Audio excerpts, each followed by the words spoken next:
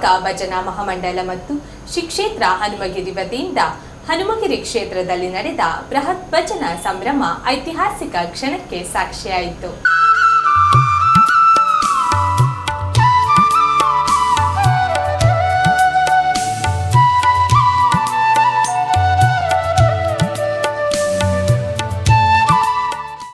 ಭಜನಾ ಮಹಾಮಂಡಲ ಮಂಗಳೂರು ವಿಭಾಗ ಮತ್ತು ಶ್ರೀ ಕ್ಷೇತ್ರ ಹನುಮಗಿರಿ ಆಶ್ರಯದಲ್ಲಿ ಭಜನಾ ಸಂಭ್ರಮ ನಡೆಯಿತು.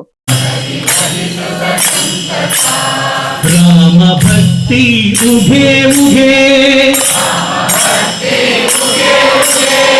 ಹನುಮ ಶಕ್ತಿ ಉಘೆ ಉಘೆ,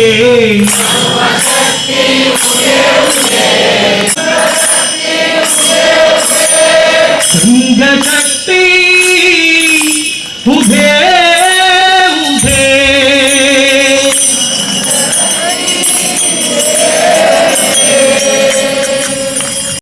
ದಕ್ಷಿಣ ಕನ್ನಡ, ಉಡುಪಿ, ಕಾಸರಗೋಡು ಜಿಲ್ಲೆಗಳ ಮೂಲೆಗಳಿಂದ ಬಂದಿರುವ 1300 ಭಜನಾ ತಂಡಗಳು ವಿಶಾಲ ಮೈದಾನದಲ್ಲಿ ಶಿಸ್ತುಬದ್ಧವಾಗಿ ಸಾಂಪ್ರದಾಯಿಕ ಉಡುಪಿನಲ್ಲಿ ಕುಳಿತು ಬೆಳಗುತ್ತಿರುವ ಸಾಲು ಹಣತೆಗಳ ಮುಂದೆ ಏಕಪ್ರಕಾರವಾಗಿ ಭಜನೆ ಹಾಡುವ ಮೂಲಕ ದಕ್ಷಿಣ ಕನ್ನಡ ಜಿಲ್ಲೆಯ ಪುತ್ತೂರು ತಾಲೂಕಿನ ಹನುಮಗಿರಿ ಶ್ರೀ ಪಂಚಮುಖಿ ಆಂಜನೇಯ ಕ್ಷೇತ್ರದಲ್ಲಿ ಜರುಗಿತು.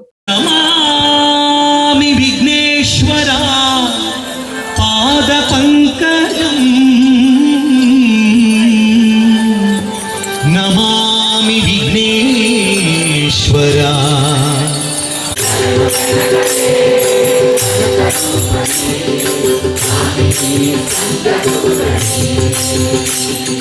ಶರಣು ಅಂಬನ ಪ್ರೀತಿ ಪುತ್ರನೇ,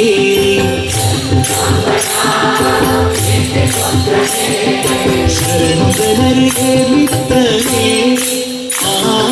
ಶರಣು ಬೆನಕನೇ ಕನಕರೂಪನೇ, ಕನಕರೂಪನೇ, ಶರಣು ಬೆನಕನೇ ಕನಕರೂಪನೇ,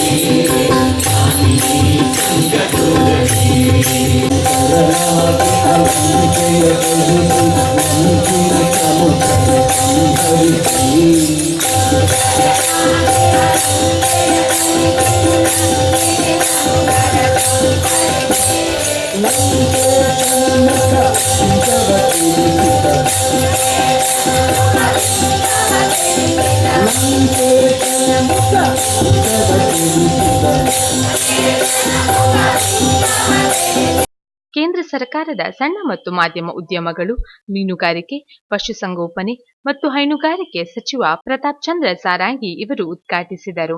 ದೇವಾನುಗ್ರಹ ಹೇತುಕಂ ಮನುಷ್ಯತ್ವಂ ಮುಮುಕ್ಷುತ್ವಂ ಮಹಾಪುರುಷ ಸಂಶ್ರಯ.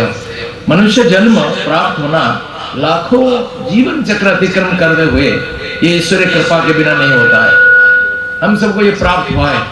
फिर मुमुक्षा यानी मुक्ति की इच्छा, परम कल्याण की इच्छा, ये भी बहुत मुश्किल से मिलता है, क्योंकि मनुष्य रूपधारी जानवर बहुत होते हैं और आप सब इस भव्य सत्संग में इधर पधारे हैं.